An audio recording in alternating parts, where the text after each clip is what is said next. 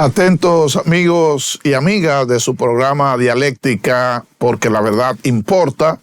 Aquí estamos nueva vez con ustedes para presentarle este programa en que tratamos temas de corte filosófico, teológico, educativo y de otra índole. Hoy vamos a hablar de un tema muy importante. Vamos a hablar de la dialéctica del poder. La dialéctica, ya ustedes saben que hemos hablado mucho de su proceso de contradicción, de tesis, antítesis y síntesis, y entonces el poder también experimenta con frecuencia diferentes vaivenes. Y nosotros lo vamos a analizar atendiendo a unas circunstancias del momento. Los Estados Unidos está de cumpleaños como nación, como Estado. Está cumpliendo 250 años, es decir, un cuarto de milenio. Y en la celebración de estos 250 años, tiene la visita nada más y nada menos que del rey Carlos III de Inglaterra. El rey Carlos III, que es tataranieto del rey Jorge III, que reinaba Inglaterra justo en los momentos en que se independizaban las 13 colonias que habían sido establecidas en el norte de América, se independizaban de Inglaterra. Así que esta visita del monarca inglés a los Estados Unidos, que fue incluso recibido en la oficina oval por el presidente Trump, y ahora tuvo la oportunidad incluso de hablar al Congreso de los Estados Unidos, es, como él mismo decía, un evento histórico. Su madre, la reina Elizabeth o Isabel II, ya lo había realizado anteriormente y es la única monarca antes de él de Inglaterra que había realizado un evento de este tipo. Así que el rey, frente a los legisladores en el Capitolio de Washington, decía, aquí estoy 250 años más tarde y no vengo a reclamarles por qué se nos salieron debajo de las alas o de entre las manos, por qué se independizaron de nosotros, por qué nos enfrentaron de manera tan aguerrida a nuestro ejército. En aquel enfrentamiento decía el propio rey de los Jorges, ¿verdad? De los George. Jorge III, George III, su ascendiente, monarca inglés para la época, y Jorge Washington, George Washington, entonces luchando para la emancipación de esta nueva nación y para la fundación de esta nueva nación. Así que los Jorges, se enfrentaron en la época y salió triunfante entonces Washington, porque el primero, o Jorge III, debió reconocer la derrota y reconocerle la independencia y los derechos de existir como nación libre e independiente de los Estados Unidos.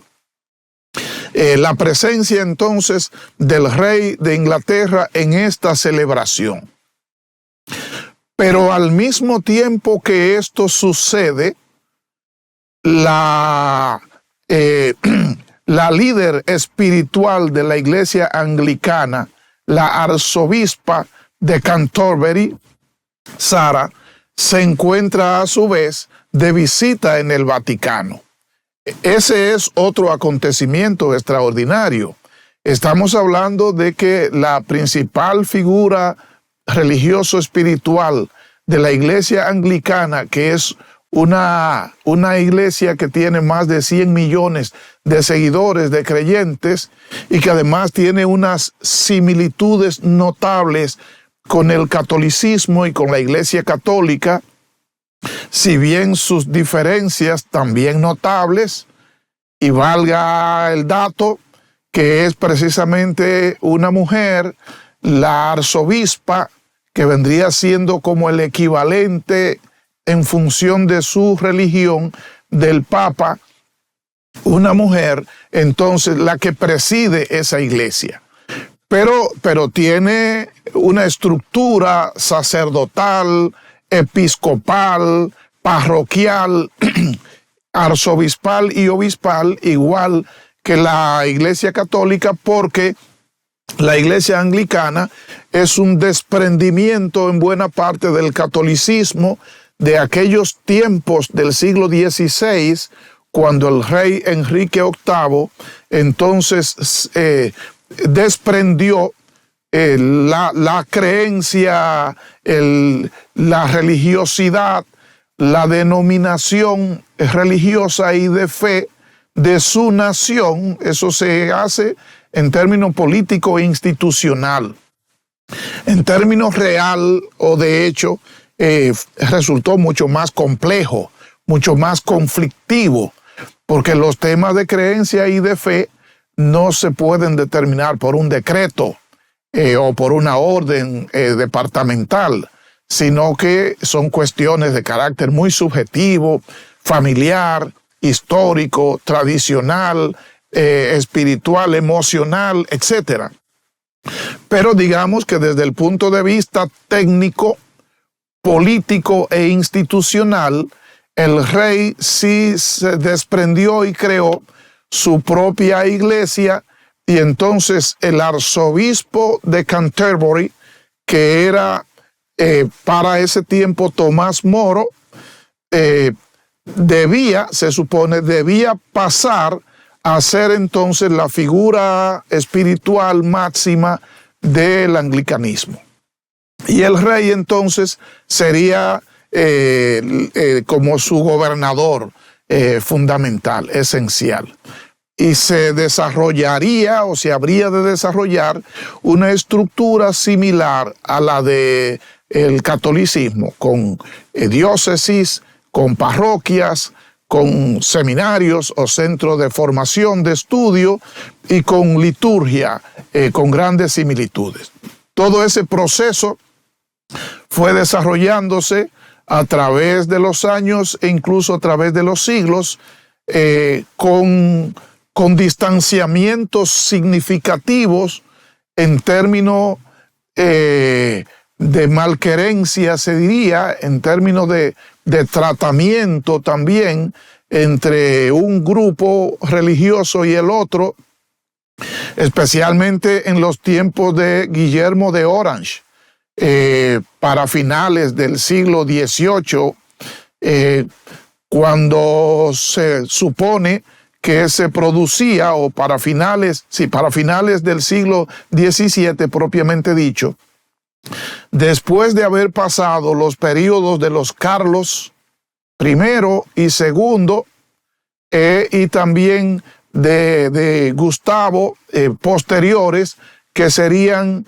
monarcas de profesión católica, con cierta timidez, porque ya se ha producido ese distanciamiento notable, pero habían profesado su visión católica, especialmente Carlos II, que sería, no cronológicamente, pero sí en términos de nominación, el anterior al que tenemos ahora, que es Carlos III. Entonces Carlos III decía en el Capitolio, o hablaba de su profesión cristiana, de su creencia, de sus convicciones profundas por el cristianismo.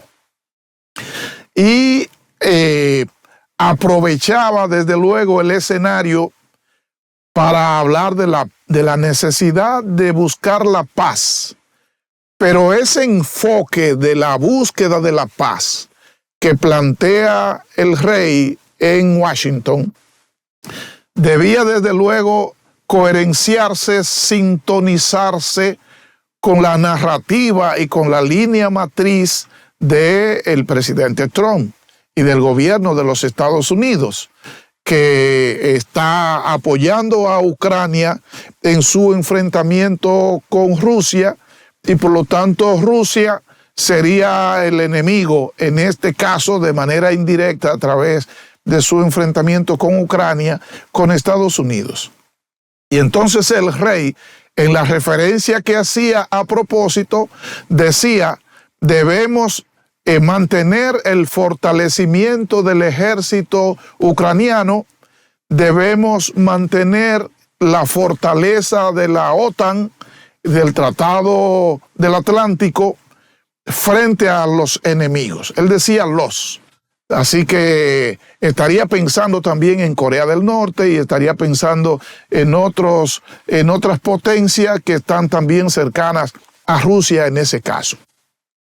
Así que el rey en Washington habla de las armas, de la producción de misiles, habla del fortalecimiento del ejército ucraniano para lograr, dice él, la paz. Y también habla de la necesidad de mantener la cohesión en las relaciones entre Europa y los Estados Unidos. Él decía, y América, diciendo, y los Estados Unidos. La necesidad de mantener esa cohesión, esa solidez de las relaciones, es un mensaje que está dirigido al presidente Donald Trump. No habló de Irán, no habló de Israel, se entiende, y entonces se diría que está planteando el enfoque dialéctico del poder, el enfoque duro del poder, de la búsqueda de la paz con la guerra. Por otro lado, entonces, la jefa, la directora, la arzobispa de Canterbury, en el Vaticano, se reúne con el Papa León XIV, para orar juntos por la paz. Y entonces ella sí se refiere al tema de Israel y al tema de Irán. Así que el rey habla de Ucrania en Washington y la arzobispa habla de Irán y habla de Israel en el Vaticano. En momento estelar, en momento en que el presidente de los Estados Unidos ha librado un enfrentamiento verbal con el Vaticano y particularmente con el Papa. Más adelante vamos a hacer algunas referencias que estimamos importantes de esa confrontación entre el Papa y el presidente de los Estados Unidos. Pero aquí, que la arzobispa entonces visita el Vaticano, es la primera mujer que ocupa esa posición y es también la primera arzobispa o el primer arzobispo de Canterbury que es recibido en el Vaticano, recibida en este caso por el Santo Padre, que es invitada a visitar la tumba de San Pedro, que es invitada a ofrecer una bendición apostólica.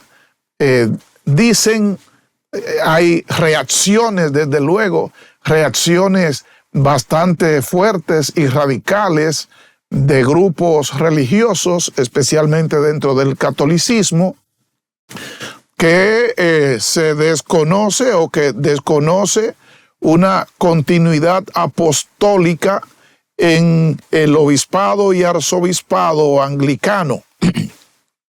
Desconocen una legitimidad como representación de los apóstoles de estos líderes religiosos y por lo tanto no consideran como sano, como legítimo, como pertinente que la arzobispa en este caso dirija un culto en la sede de la Iglesia Católica.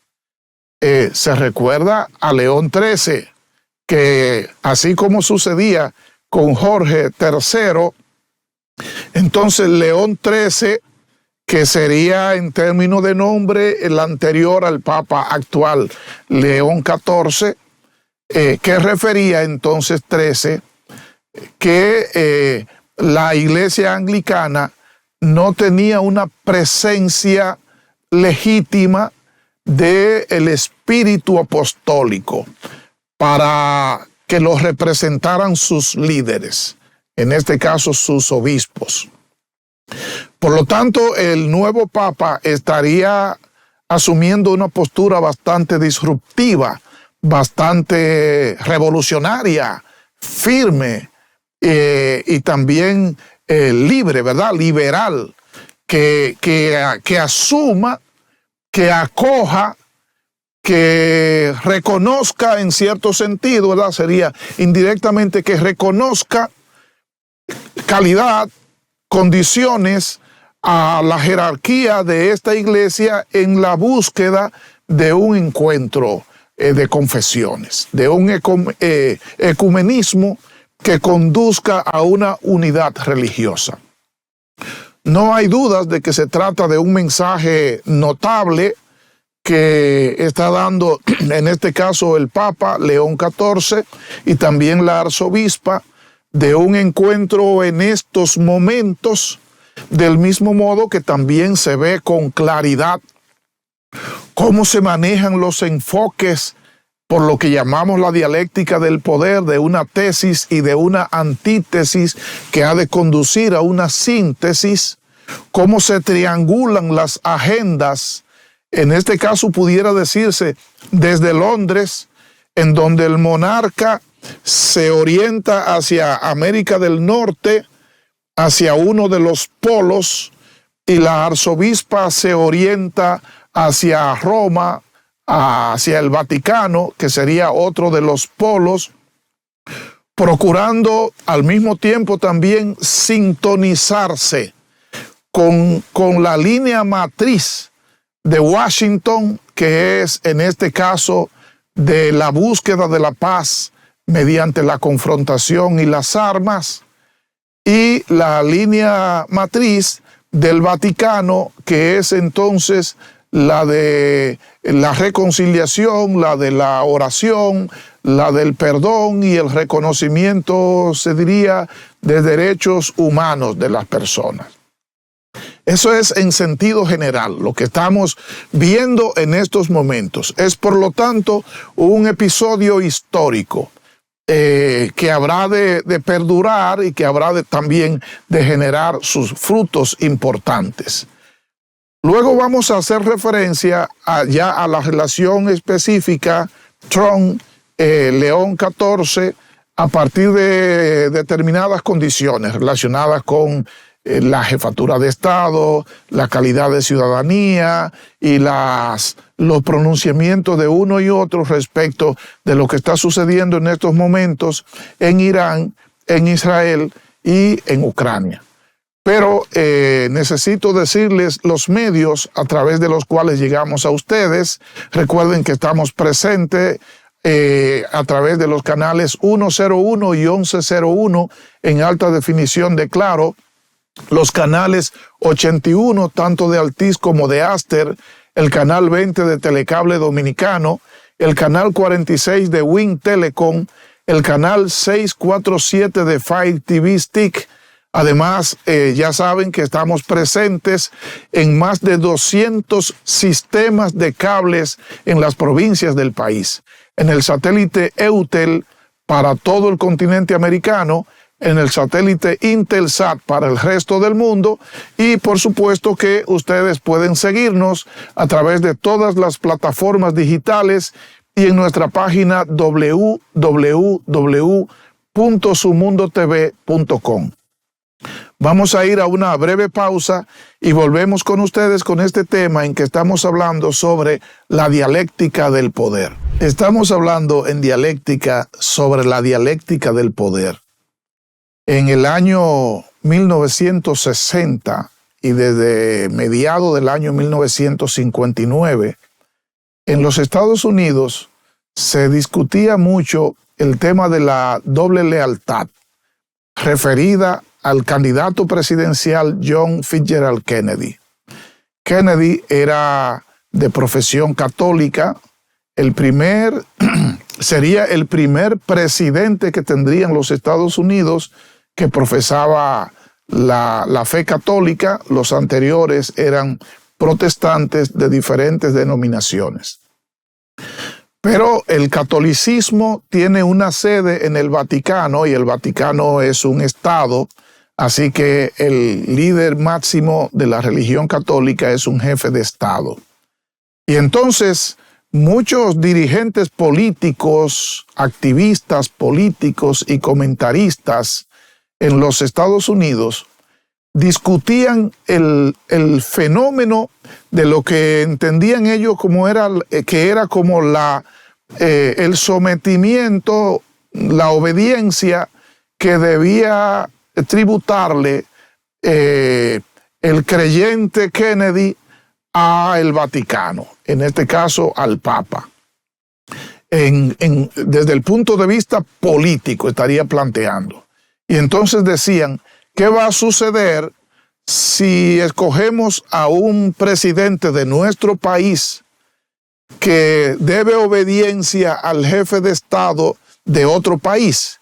Y entonces, a raíz de ese análisis, que es ligero, sin lugar a dudas, planteaban lo de la doble lealtad del presidente Kennedy, que desde luego Kennedy resolvió fácilmente diciendo, mi profesión de fe es de carácter espiritual, no es de carácter político, ni siquiera diplomático, sino que es religioso. No tiene que ver con la militancia. Y luego mi condición de candidato presidencial y potencial presidente de los Estados Unidos me ha de dotar de un compromiso y de una responsabilidad por mi país y por el Estado que voy a representar, los Estados Unidos. Ese es un tema importante que también se analiza en otros escenarios, en función de las ciudadanías. Una persona podría tener más de una ciudadanía.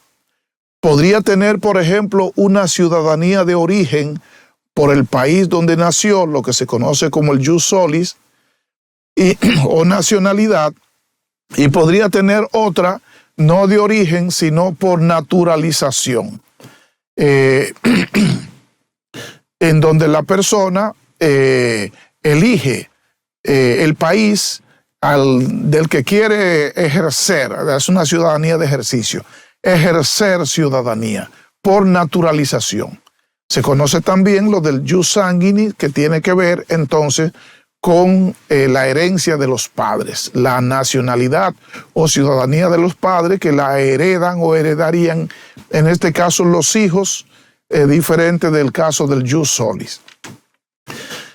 Tenemos una situación similar. Bueno, antes de esa situación, hay experiencias, el Perú vivió esa experiencia con el caso Fujimori, en que tenía una ciudadanía japonesa, sin embargo fue candidato y presidente de Perú, y después se creó una situación un poco conflictiva, porque tenemos a un presidente, digamos, de un país que está colocado en una esfera de competencia menor, que al mismo tiempo es ciudadano de otro país que estaría en una esfera de competencia de mayor incidencia mundial, y la posibilidad de que eventualmente pudiera ser demandado a someterse al ejercicio de la ciudadanía de ese país.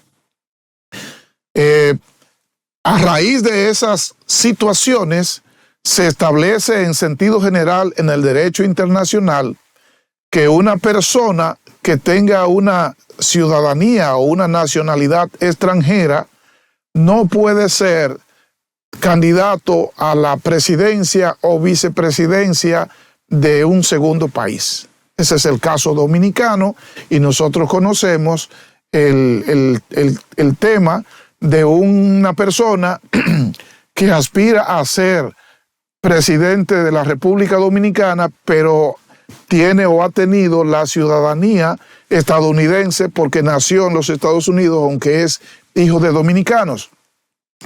Y entonces la Constitución establece, y las leyes, que debe cumplir con unos requisitos. Por ejemplo, debe renunciar a la ciudadanía, en este caso estadounidense, debe renunciar a aquella ciudadanía para aspirar a la presidencia de la República de este país o del otro país, para evitar ese conflicto, ese dilema de la doble lealtad que le referían al presidente Kennedy. En el caso de los Estados Unidos, una persona podría ser ciudadano del país, pero si no nació en el país, aunque sea ciudadano por otras razones, por naturalización o por descendencia, no puede ser candidato presidencial ni vicepresidencial, aunque sí puede ocupar otras posiciones como de alcaldía, gobernación, senaduría, etc. Cualquier otra posición que no sea esas dos, refiriendo a ese mismo tema. Entonces vamos al caso. El Papa León XIV es ciudadano estadounidense, tiene pasaporte estadounidense, igual que también es ciudadano peruano, tiene pasaporte de Perú. Eso significa que el Papa podría votar en las elecciones de los Estados Unidos, podría participar de este proceso electoral, porque tiene documentos que le dan la condición de ciudadano estadounidense. Pero el Papa es jefe del Estado Vaticano, es jefe de Estado Vaticano. Y entonces, ¿qué sucede con la ciudadanía vaticana? En el caso del Vaticano, la ciudadanía del Estado Vaticano es una ciudadanía temporal, provisional, casual, circunstancial, que en su caso la adquiere por ser el que ocupa la posición de jefatura del Estado Vaticano, por ser el Papa. Por eso le corresponde el pasaporte del Vaticano. Y hay otras personas, cardenales, diplomáticos, etcétera, que también tienen la ciudadanía vaticana, pero esa ciudadanía está sujeta, está adscrita a la posición. Así que cuando dejan la posición, también dejan de ser ciudadanos, porque la calidad de ciudadano le toca a la posición que ocupan.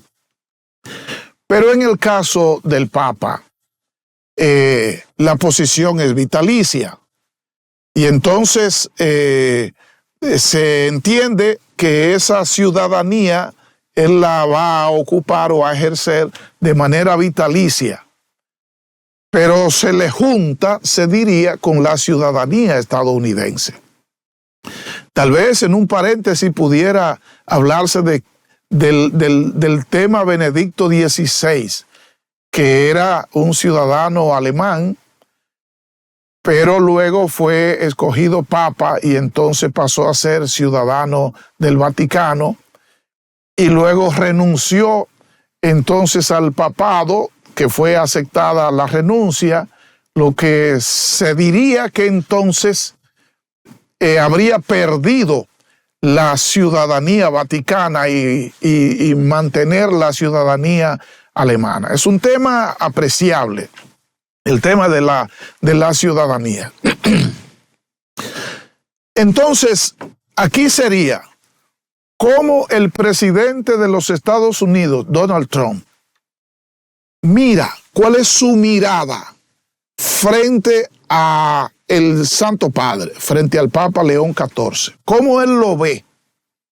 Si él lo ve como un jefe de Estado, colega suyo, que preside otro Estado, o si él lo ve como un ciudadano estadounidense que eventualmente estaría sujeto a las leyes de su país, de Estados Unidos, incluso de tipo tributaria, entre otros, o si lo ve como ciudadano de su país. Y entonces, ¿cómo enfoca él su exigencia y su expectativa respecto de la reacción que asuma que es o que sería ciudadano de su país frente a las normativas, frente a las leyes y frente a los programas que desarrolla su gobierno. Por ejemplo, el tema migratorio, que es un tema muy importante de la gestión Trump, y la posición del Papa frente a la migración de acogida, ¿verdad? Una posición de amigabilidad con el migrante, de comprensión con el migrante, de empatía, es lo que siempre ha planteado el Papa en el poco tiempo que lleva de ejercicio de su posición. La empatía, pero también el tema, por ejemplo, de la política económica, de la política arancelaria que el presidente Trump ha desarrollado con tal agresividad hacia otros países, incluidos países europeos, y el tema militar, de la confrontación, de los conflictos. O sea, en un conflicto bélico en que está involucrado el ejército de los Estados Unidos y el presidente de los Estados Unidos, y la posición que asume el Papa, que es entonces de rechazo de esa agresión o de esa postura o de ese enfrentamiento o de esa política de guerra y de esa política militar. El presidente Trump, entonces, reaccionando a este último punto, le ha dicho al Papa, dedíquese a desarrollar su función pastoral y no a la política. Lo ha acusado de político. Y también le ha dicho débil cuando trata temas de carácter diplomático. Tal vez porque en el enfoque de Trump, el Papa ha debido alinearse, acercarse, aproximarse a la visión, a la estrategia diplomática de su gobierno, del gobierno de los Estados Unidos, en su condición de ciudadano de los Estados Unidos. Y ya saben que se ha expresado también en otros términos, incluso ha dicho que en buena parte a su condición o a la condición de que él es el presidente de los Estados Unidos se debe el pontificado de Robert, del Papa León XIV, entre otras expresiones que en sentido general la población o las personas pudieran tener un punto de vista así general.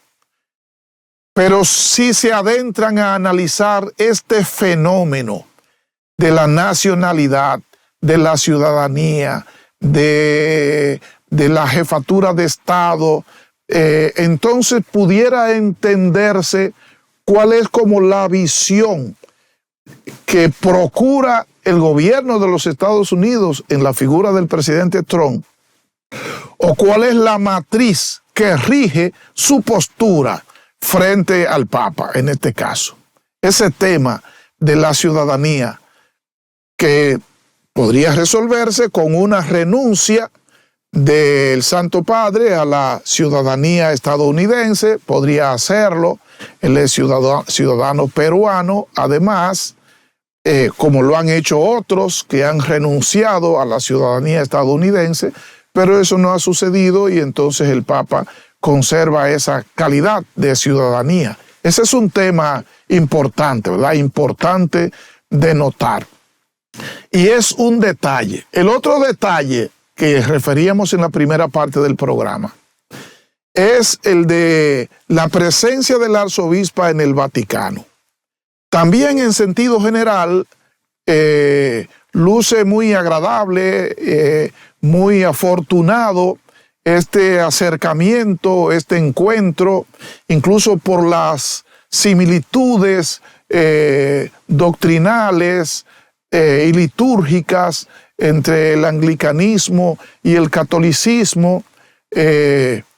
Pudiera y debiera pensarse en un reencuentro, en una fusión, en una integración, sería del anglicanismo en este caso, con el catolicismo.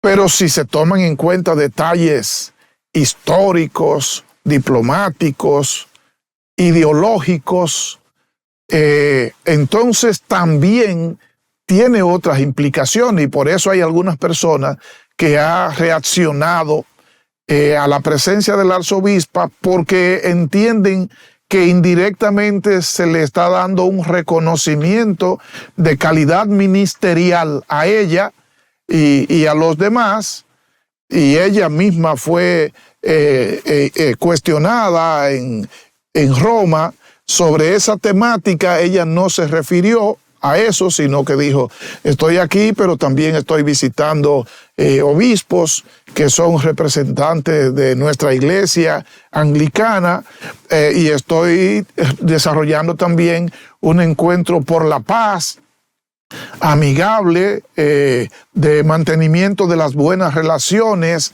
entre los credos y entre las creencias. Es un tema y es una semana apreciable, por lo tanto, por estos dos factores. Vamos a ir a una segunda pausa y volvemos con ustedes entonces con la parte final de nuestro programa Dialéctica. Así que pausamos y volvemos. Estamos de regreso con ustedes en Dialéctica, porque la verdad importa. Estamos hablando sobre la dialéctica del poder, haciendo referencia a el presidente Donald Trump, su postura frente al Vaticano, frente al Papa. Y entonces ahora vamos a hablar un poco sobre el paso del pragmatismo trumpista del gobierno 2017-2021 a el magatismo trumpista del año 2025 y siguiente, ¿verdad? ¿Dónde estamos?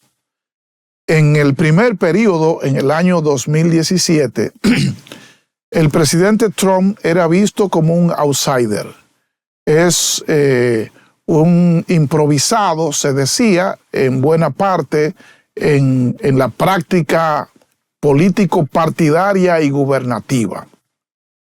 No era un dirigente político de tradición, de trayectoria, aunque tenía su militancia en la frecuencia republicana. Sin embargo, tenía una visión bastante pragmática, aplicada, tenía unas promesas de desarrollar a su país, de rescatar a su país en su momento, pero no tenía una fortaleza político-partidaria ni la experiencia que tendría entonces posteriormente. Esa gestión de gobierno del presidente Trump, que mantuvo en buena parte distante al país de las confrontaciones bélicas que se desarrollaban especialmente en el Medio Oriente y en parte de la Europa del Este, lo mantuvo distante, como sucedía con Woodrow Wilson en aquellos tiempos a principios de siglo, y que se decía como uno de sus grandes méritos, que había logrado mantener a su país fuera de las confrontaciones militares. Eso hizo pensar que el presidente Trump era una persona pacifista, que rechazaba la orden de guerra y meter a su ejército y a su país en gastos militares, en riesgos de bajas de militares y en las consecuencias desafortunadas que presenta la guerra. Y encantó a sectores importantes de la población, especialmente religiosos, tanto protestantes, en buena mayoría, pero también católicos, e incluso a hispanos, a inmigrantes, por esa visión, ¿verdad?, que había desarrollado. El partido y el liderazgo del partido tuvo una influencia notable en ese primer gobierno de Trump. Lo mismo la jerarquía militar, que tenía unos años acumulados, 8 años acumulados de gestión demócrata, entre otros aspectos también el sector diplomático, y ni decir del Capitolio. No tenía el poder congresual para tomar decisiones radicales en su tiempo. Y entonces su gobierno se desarrolló en ese proceso de equilibrio de poder. Pero esa experiencia de la gestión entonces produjo, generó, creó un Donald Trump con otra visión, para un retorno con diferencias notables. Y entonces viene el magatismo, la visión ideológica, como una superación del pragmatismo. Y ahora su visión del hacer a América grande otra vez y su resolución de marchar militarmente frente a la oposición nacional o internacional, que desarrollaría claramente luego con el caso Venezuela, por ejemplo, con el caso Ucrania y con el caso, sin lugar a dudas, primero de Hamas o palestino y luego de Irán, muestra claramente un cambio notable. Ya no es el pragmático pacifista de aquellos tiempos que los religiosos valoraban y apreciaban. Ahora tiene un aura de halcón y de imperialismo y de extensión del dominio a nivel general, incluso sobre cuestiones de carácter territorial. Tómese en cuenta la referencia que ha hecho a Canadá eventualmente, su postura frente al tema mexicano y el nombre del Golfo, y en los últimos tiempos su posición sobre Groenlandia y otras regiones más. Esa postura de imperialismo, de extensión del dominio y del poder, fue definiendo una visión ideológica. Y después entonces la búsqueda del control determinante en el Congreso para imponer sus posiciones. Incluso en términos judicial, en la selección de los jueces y en el manejo del generalato, de la jerarquía militar. Hasta llegar a los momentos actuales en que el presidente Trump entonces tiene un poder prácticamente absoluto en su país, de todos esos sectores que hemos referido. Por lo tanto, el Trump de este segundo periodo dista notablemente del anterior. ¿Cuál es entonces el impacto que eso ha provocado en sectores pacifistas, en los sectores, por ejemplo, que favorecen y que valoran, no necesariamente favorecen, pero que valoran el manejo de la migración, como sucede, por ejemplo, con esa institución de la Florida que ha ofrecido acogida a hijos de inmigrantes, y la postura del presidente con las redadas continuas, y finalmente con el tema religioso, que es central del programa del día de hoy. Porque hasta hace poco tiempo, una cantidad apreciable de pastores de diferentes denominaciones protestantes visitaron al presidente Trump o fueron invitados a la Casa Blanca y entonces ofrecieron sus oraciones y sus bendiciones para la gestión del presidente. Frente a esa situación o inmediatamente siguiente a esa situación, entonces hemos visto todo lo que ha sucedido con el presidente Trump. Por ejemplo, aquella imagen en que se presentaba en las redes sociales simulando la figura del Mesías, este enfrentamiento frontal con el catolicismo, hasta incluso decir que maneja secretos e informaciones que de revelarlo tambalean la estabilidad vaticana, y luego expresiones que algunos entienden desconsideradas frente al Santo Padre, que ya hemos referido anteriormente, lo que pudiera también estar detrás de ello desde el punto de vista de la visión del presidente frente al tema de la ciudadanía y de la nacionalidad del Papa, entre otros factores. ¿Qué va a suceder entonces en lo que sigue? En los años que le quedan al presidente al frente del gobierno y en el proceso electoral venidero, el proceso congresual y luego presidencial, ¿qué va a suceder como legado del presidente Trump en estos aspectos? Diplomático, religioso, migratorio y se diría de vecindad en buena parte.